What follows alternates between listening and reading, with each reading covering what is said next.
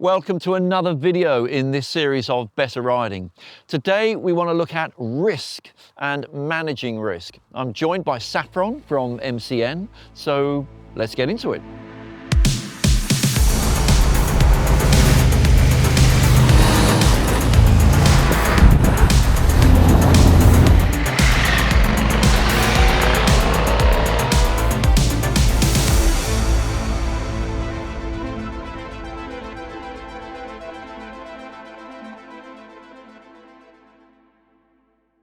So motorcyclists are out assessing risk every time they ride. What's the best process to assess risk? I break my vision down into far, mid, near. Far, the big picture. It's a rough sketch. It's roughly, do I know where I'm going? Do I know where the road is going? Is there a junction coming up? What's that line of telegraph poles? What's that hedgerow? Did I see the sun glint on the screen of a car over there? Why is there a house over there? That's the far. It's a sketch. The mid is probably the most important area because this is the area where you're going to interpret and cherry pick and decision make. A lot of the decision making that you probably should be doing is learning to ignore stuff.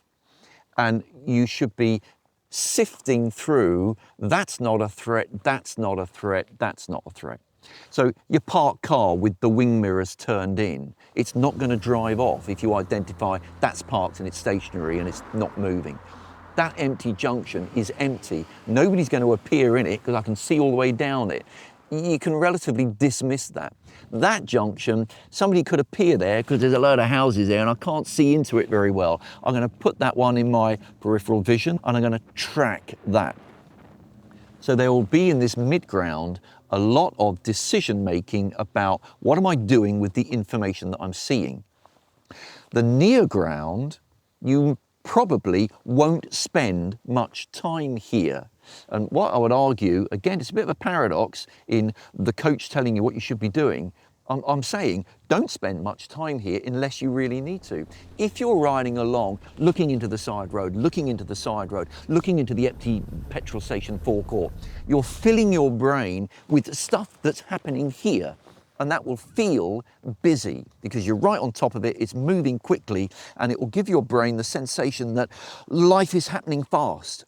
It'll really hamper your performance. What is the point of looking into an empty road that you just passed? You should be assessing that there. The time that you might pay a lot of attention to here is when something there has put up a big red flag in your brain. Imagine a junction on the near side, maybe there are two cars in it, one's turning right, one's turning left, and you can't see the car turning left. It's hidden by the one in front. Has the driver seen you? Does he know there's a motorbike coming? That might be, bring that into the near. Have you seen me? Have you seen me? Okay, thank you, and away. That might be near. But other than those scenarios, most of your decision making and filtering should be done in the mid. Just a footnote to all of that is that obviously all of this is a rolling conveyor belt. So the skill is doing all of this, but keeping an eye on the far that is constantly evolving. And that's the big skill, and managing the mid and the occasional near.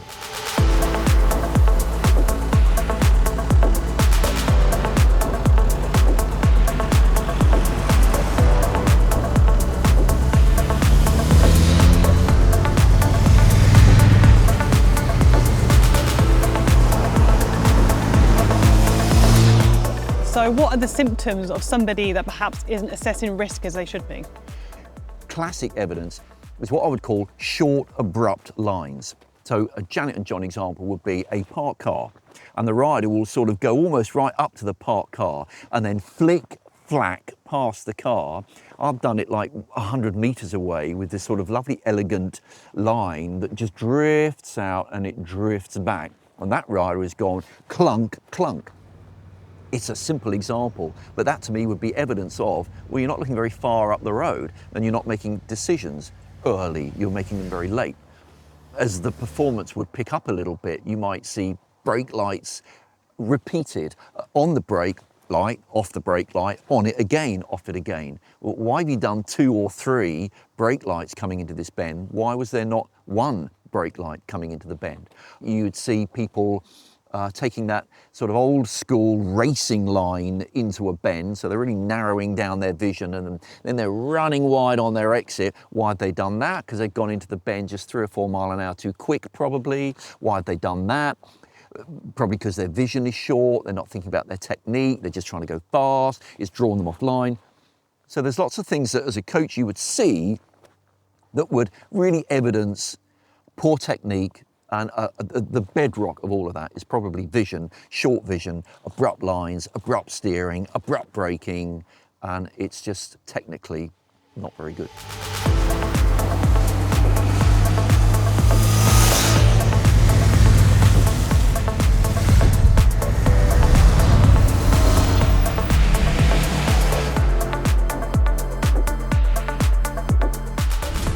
So we're talking about managing risk, and we were talking about far, mid and near. There's quite a lot going on here. I've got a junction on the left, a whole load of sharp deviation signs. There was a junction on the right that I've passed that was empty. The junction on the left is completely empty, and you know what? I've not even looked into it because I could see that it was empty. Instead, I prioritised the developing road. So that was my choice. And that's what I mean by assessing risk, managing risk, cherry picking what you think is important.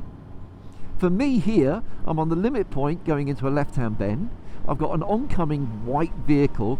That's not a threat for me. He's on his side of the road. He's behaving normally. Instead, I'd rather develop my view, work out if I can anything over the hedgerow, and concentrate on this bend. As I come round this bend, I've got a great view, a whole load of telegraph poles all running up the hill. So I've worked out what I think is happening. Now I can concentrate on this fine-tune assessment of the bend, if you like. As I come out the bend, I've got another right-hand bend, and I've worked out that I've got a big purple, blue, white lorry coming. So there's a good example of sort of mid and far and building a picture and managing risk by seeing the lorry early. As I come into this right-hand bend, I'm watching that limit point develop. Now I'm on the limit point for the left-hand bend, mirror check. I've got my nice positioning going on, and as that develops, I'm 300 yards away on the limit point for the left-hand bend. There's a driveway in the mid-ground. It's empty, so I'm not going to drag it into my near ground. There's a house in my far ground on the left. Are we going to go past it? Probably. Most houses don't have long driveways. So I'm on the limit point of this left-hand bend. I'm fine with the lady driving the Mini. I'm into my 30, mirror check. This was the white house that we saw. We're going up into a village, obviously. I'm looking at a house with 4 chimney stacks and a right-hand bend. And again, in my near, lots of driveways and things, but they're all empty.